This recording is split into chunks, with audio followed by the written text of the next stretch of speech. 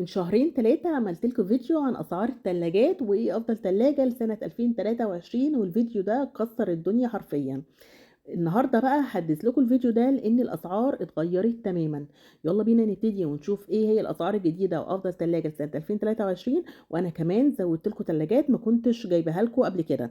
أول تلاجة معانا وهي تلاجة فريش نو فروست 362 لتر لونها أسود زي ما أنتم شايفين، بتبقى كلاس A والشاشة فيها شاشة ديجيتال وسعرها 16,599. هنفتح التلاجة دلوقتي وهنشوفها من جوّه. هي بتبقى ضمان 10 سنين.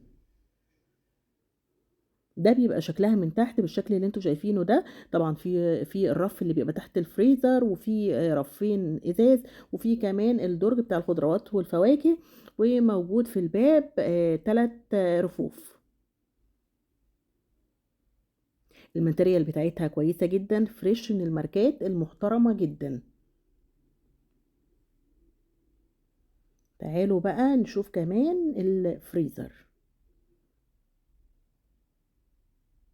ده بيبقى شكل الفريزر من جوه، بيبقى فيه مكان للبوكس بتاع التلج. الفريزر واسع والسعة اللترية دي معقولة، وكمان الباب بتاع الفريزر بيبقى فيه رفين.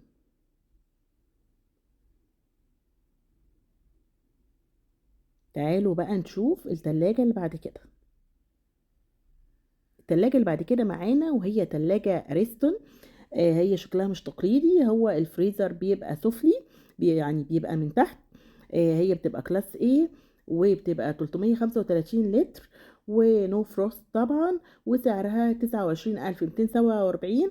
بس عايزة أقول لكم إن هي حاليًا مش متوفرة، مش عارفة ليه ماركة أريستون شاحة من السوق طبعًا بسبب الدولار والزيادة وكده. فيعني قَلّ شوية أريستون من السوق. تعالوا بقى بصوا أوريكم، بصوا من تحت شبه أكنها ديب فريزر مش فريزر، فهي فكرتها لطيفة جدا. وطبعا أريستون بتبقى إيطالي والعمر الافتراضي بتاعها 6 سنين. تعالوا بقى ده شكلها من فوق. بصوا يعني هي الفكرة بتاعتها لطيفة جدا، الماتيريال بتاعتها ممتازة وأريستون ماركة ممتازة جدا. بس بصراحة أنا شايفاها كنزة، يعني كنزة كتير، تحسوا إن هي عايزة مكتب. لكن كاستخدام شخصي يعني حد بيتجوز وكده يعني، فأنا مش، هي الديزاين بتاعها مختلف والماتيريال بتاعتها تحفة، بس أنا حاسة إنها كنزة قوي. يعني لاستخدام شخصي لعروسة أو كده مش هتعرف تحط حاجات كتير. تعالوا بقى نشوف التلاجة اللي بعد كده وهي يونيون اير. زي ما انتم شايفين كده بيبقى شكلها تحفة. طبعا الاسعار المكتوبة دي تسيبكم منها لان دي الاسعار القديمة اللي كانت في الفيديو القديم. انا طبعا بحدث لكم الاسعار الجديدة. دلوقتي سعرها 15,000 على امازون. دي بتبقى 370 لتر وفيها شاشة ديجيتال ولونها اسود زي ما انتم شايفين كده، وهي 13 قدم وكلاس اي. تعالوا بقى هوريها لكم من جوه. وانا عندي مشكله مع يونيون اير بصراحه، انا مش من محبين يونيون اير، وانا قلت لكم الفيديو اللي فات كده. طبعا تختلفي او تتفقي معايا، طبعا كلامك على راسي يعني. بس انا بتكلم عن نفسي انا شخصيا، انا مش من محبين يونيون اير. بيهتموا بالشكل جدا، الشكل اكتر حاجه بتغريكي انك تشتريها. بتبقى الحاجه بتاعتهم اكنها فخمه جدا، لكن مش بيهتموا بالجوده، يعني مشاكلها كتير جدا. وانا التلاجة او المنتج عامه اللي مشاكله كتير بيقع مني، يعني باشيله من حساباتي خالص. فانا مش من محبين يونين اير. يعني انا بفضل ان هم بدل ما يهتموا بالشكل الكبير ده، يهتموا كمان بالجودة زي ما بيهتموا بالشكل. بصوا الديزاين بتاعها ممتاز، وهي واسعة وكبيرة وتحسوا ان الماتيريال كويس، بس الجهاز جوه من نفسه بيبقى فيه مشكلة. تعالوا بقى نشوف التلاجة اللي بعد كده وهي كانت تلاجة ال جي. سابقة 478 لتر، انفرتر لونها فضي. نو فروست. طبعا سيبكم من السعر ده كان سعر قديم، هي بتبقى 17 قدم، ودلوقتي عايزه اقول لكم ان زادت 10000 جنيه وبقت ب 47,290. طبعا بتبقى كلاس اي وبالقدم 17 قدم عشان لو عايزه تعرفي. بصوا بقى بيبقى شكلها كبير من جوه كده، هي واسعه، تبقى عباره عن 4 رفوف. يعني كمان في رف فوق الدرج بتاع الخضروات والفواكه، وده مش موجود في اي غساله. وده شكل الباب بتاعها كده. طيب انا بقى هكلمكم عن ال جي زي ما كلمتكم في الفيديو اللي فات عنها. ال جي هي انا هكلمكم عنها شخصيا، هي عندي ماركه ممتازه جدا وهايلة جدا، ولكن هي فيها مشكلة كبيرة. الكاوتش اللي بيبقى على الباب ده بيبوظ بسرعة جدا. وكمان فيها مشكلة تانية ان الارفف بتاعها بتبقى ضعيفة بالنسبة للسعر اللي احنا دافعينه. يعني احنا دافعين مبلغ يا جماعة، يعني اهتموا بينا شوية. يعني تحسوا الارفف ضعيفة، يعني اتكسرت معايا بسرعة. لكن المفروض ان بدل ال جي احنا بندفع فيها كتير، يعني المفروض يعني اتمنى ان هم يتجنبوا الغلطات اللي فيها دي. لكن هي كموتور هايلة جدا. وكمان الموتور بتاعها بيبقى عالي شوية. تعالوا بقى نشوف الماركة اللي بعد كده، وهي ماركة فريش 369 لتر 13 قدم، وتبقى كلاس ايه. طبعا سيبكم السعر المكتوب ده. هي سعرها دلوقتي 15690. وطبعا فيها شاشة ديجيتال، وحاطط لك علامة البلوتوث، يعني هي ينفع ان هي تشتغل بالبلوتوث. تعالوا بقى نشوفها من جوه. بصوا بقى، ده شكلها من جوه كده. هي بتبقى ضمان 10 سنين. واسعة جدا من جوه، والديزاين بتاعها زي الديزاين بتاع فريش الاولانية اللي انا وريتها لكم. تعالوا بقى نشوف التلاجة اللي بعد كده، وهي تلاجة كريازي 690 لتر انفرتر، نو فروست طبعا. وهي تلاجة ممتازة جدا، وطبعا ضمان 10 سنين، وكلاس A. وكريازي بتتميز يعني بالسعر التريه كبيرة جدا والسعر المعقول. بس برضو انا عندي مشاكل مع كريازي. برضو كريازي فيها بيحصل فيها اعطال كتير. طبعا في ناس كتيرة جدا بتحب كريازي. ويعني عندهم كريازي دي حاجة كبيرة. بس انا هتكلم شخصيا عن نفسي. يعني انا مش من محبينها قوي، بيحصل عليها لغط كتير. انا الحاجة اللي بيحصل عليها لغط كتير، يعني نص الناس يقولوا لك كويسة جدا ورائعة وعايشة معانا، ونص التاني يقول لك لا انا ما بفضلهاش. بصوا بقى، زي ما انتم شايفين كده كبيرة. بيقولك انها تستحمل لحد 150 كيلو. الماتيريال بتاعتها كويسة على فكرة، مش وحشة. طبعا بيقولك انها مقاومة للبكتيريا والفيروسات وكلام من ده. طبعا هي مش رخيصة. هي سعرها 33800، فده رقم مش قليل يعني. وده بيبقى شكل الفريزر بتاعها. وطبعا فيها البوكس بتاع التلج. وطبعا بيقولك ان هي برضو مقاومة للبكتيريا والفيروسات، وفيها بلازما. ده بيبقى شكل الفريزر بتاعها. هي الناس اللي بيحبوا الثلاجات الكبيرة جدا، فيعني كريازي هي تبقى اختياركم، لان كريازي بتهتم جدا بالسعة اللترية الكبيرة. يعني حاجاتها ضخمة جدا، حتى في الديب فريزر حاجاتها ضخمة جدا. تعالوا بقى نشوف التلاجة اللي بعد كده، وهي تلاجة كريازي 592 لتر انفرتر نو فروست، وفيها ديسبنسر من بره زي ما انتم شايفين كده، وفيها لوك وواي فاي والديسبنسر. وسعرها مش عايزه اقول لكم سعرها كام، وهي زادت قد ايه. هوريكم السعر القديم عشان اعرفكم في خلال شهرين ثلاثه الحاجه زادت ازاي. بصوا انا هستنى لما تيجي الكاميرا على السعر علشان اقول لكم هي زادت قد ايه. الواحد مش مصدق يعني السرعة اللي بتزيد بيها المنتجات، يعني معرفش فيه ايه. طيب انا تقريبا ما جبتش السعر. هي كانت انا عايز اقول لكم ان هي كانت ب60000، وانا ساعتها قلت لكم الفيديو اللي فات 60000. 60 ده كتير قوي ومش عارف. عارفين بقى دلوقتي بقت بكام؟ بقت ب79999. انتوا متخيلين الرقم؟ يعني ب80000. يعني زادت 20000 في شهرين ثلاثة. طبعا الاسعار في زياده مجنونه، ومش عارفه مش عارفه اي حاجه توقفها ولا في رقابه. طبعا يعني ممتازه جدا وكبيره جدا وحلوه وكل حاجه، بس ب80000. يعني ب80000 يعني كتير قوي يعني. انا زمان كنا يعني انا تقريبا جبت العفش كله ب100000 يعني.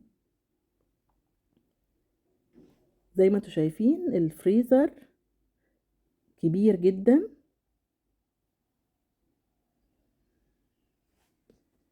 طبعا كبيرة جدا، والماتيريال ممتاز، والموتور بتاعها كويس جدا. تعالوا بقى نشوف التلاجة اللي بعد كده، وهي تلاجة كريازي. لونها اسود، بتبقى 370 لتر 24 قدم، نو فروست. طبعا سيبكم السعر المكتوب ده. هي سعرها دلوقتي بصوا زادت كام. زادت 4000 ونص، يعني زادت دلوقتي بقت ب 15349. بتبقى طبعا كلاس A. وزي ما اتفقنا قلنا بتبقى 13 قدم. طبعا برضو بيقولك ان هي فيها واي فاي ولوك وكلام من ده. ده بيبقى شكلها من جوه بالشكل اللي انتوا شايفينه ده. زي ما اتفقنا كرياتي بتبقى كبيرة كبيرة وضخمة يعني. يعني ال 370 لتر دي لو لقيتوها مش هتلاقوها في اي تلاجة. فهي بتبقى كبيرة جدا وواسعة وضخمة.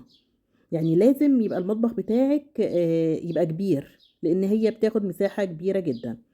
تعالوا بقى نشوف التلاجة اللي بعد كده. احنا خلاص خلصنا التلاجة دي، ننقل بقى على تلاجة فريش.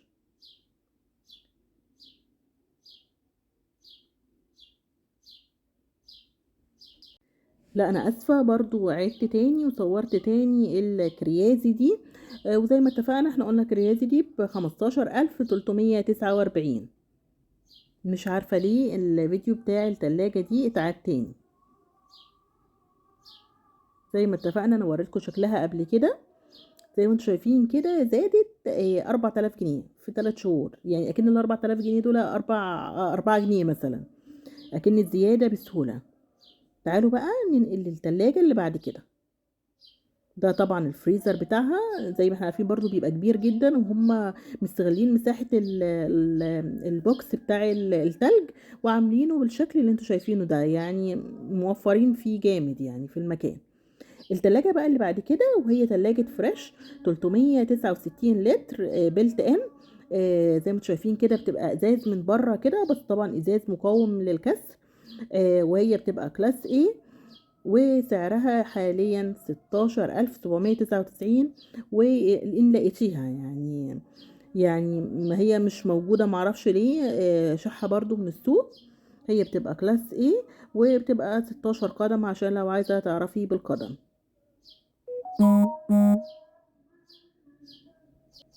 تعالوا بقى نفتحها من جوه ونشوفها. وانا عايزه اقول لكم ان الديزاين بتاعها تحفه. يعني من اكتر الثلاجات اللي الديزاين بتاعها عجبني من جوه. وفريش ماركه محترمه جدا يعني. يعني مش ماركه قليله، يعني مش اهتمت بالشكل واهملت الجوده، لا هي من الثلاجات الكويسه جدا. زي ما انتم شايفين كده فيها حاجات على شكل استانلس كده. فبصراحه الشكل حلو جدا. الماتيريال كمان بتاعة الأرفف ممتازة جدا. بصراحة أنا التلاجة دي يعني عجبتني جدا. كمان التقسيمة بتاعتها حلوة جدا، يعني حاسة إن هما مش هادرين أي مكان. وما فيش الرف اللي بيبقى تحت الفريزر ده مش موجود. ده بقى شكل الفريزر بتاعها. زي ما انتم شايفين كده في البوكس بتاع التلج ده. وانا عايزه اقول لكم ان هو بياخد مساحه على الفاضي يعني. بس احيانا بنحتاجه في الصيف يعني. طبعا السعة اللترية بتاعتها برضو كويسة جدا، مش قليلة يعني 369 لتر. تعالوا بقى نشوف التلاجة اللي بعد كده. دي تلاجة زانوسي. طبعا بتبقى ضمان 7 سنين. زي ما انتم شايفين لونها اسود كده، وانا برضو من محبين ماركة زانوسي جدا. يعني بعشق الماركة دي. بصوا بقى السعر المكتوب كان سعرها زمان من 3 شهور 14999. حاليا بقى سعرها 19699، يعني 5000 جنيه زادتهم. وهي طبعا بتبقى 15 قدم. والسعر ده في امازون عشان لو عايزين تعرفوا السعر ده منين. زانوسي بقى بصوا، يعني الناس بقى عشاق اللون الاسود اللي بيحبوا اللون الاسود من جوه ومن بره، عامله لكم التلاجة من بره اسود ومن جوه اسود. في ناس بيعشقوا اللون الاسود وبيحسوا ان هو ستايل يعني. فهي بصراحه شكلها حلو جدا، يعني شكلها فخم جدا. فانا حبيتها جدا يعني. وفي الثلاجات الوحيده زانوسي الوحيده اللي عامله الحركه دي، ان عامله ان يبقى لونها اسود من جوه. وطبعا الموتور بتاع زانوسي بيبقى هايل جدا. والتقسيمه بتاعتها كمان حلوه، والفريزر بتاعها حلو. زي ما قلت لكم هي بتبقى 437 لتر وتبقى كلاس اي. تعالوا بقى نشوف التلاجة اللي بعد كده وهي تلاجة فريش 362 لتر. هي بتبقى كلاس اي 14 قدم. سعرها حاليا بصوا كانت من شهرين ثلاثة ب 12199. دلوقتي سعرها 14630. طبعا هي بتبقى كلاس ايه. تعالوا بقى نفتحها من جوه ونشوفها. طبعا زي اي تلاجة فيها 3 ارفف. والدرج بتاع الخضروات والفواكه مش حاطين فوقيه درج. والباب بتاعها برضو فيها 3 أرفف، أول واحد بتاع البيض والباقي بقى بتحطي فيه الحاجات اللي انتي عايزاها. تعالوا بقى كمان نشوف الفريزر.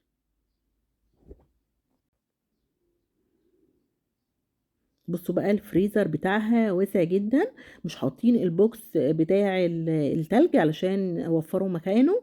وفي الباب بتاع الفريزر برضو في الرفين الصغيرين اللي بيبقوا موجودين دول. فبصراحة هي واسعة جدا، وبرضو السعة اللترية بتاعتها كويسة. زي ما احنا قلنا 362 لتر. تعالوا بقى نشوف التلاجة اللي بعد كده، وهي زانوسي 370 لتر نو فروست، لونها اسود، بتبقى كلاس A.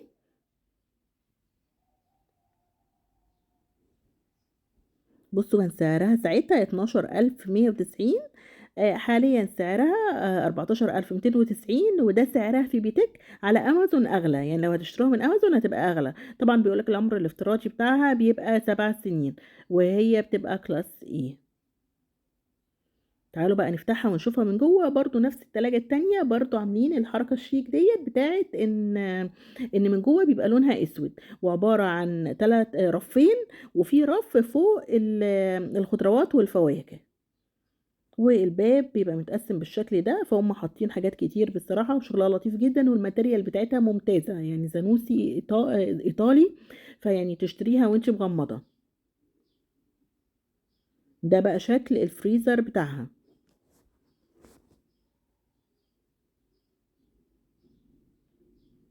تعالوا بقى نشوف معانا التلاجة دي، ودي تلاجة فريش لونها اسود ديجيتال 426 لتر، يعني 15 قدم.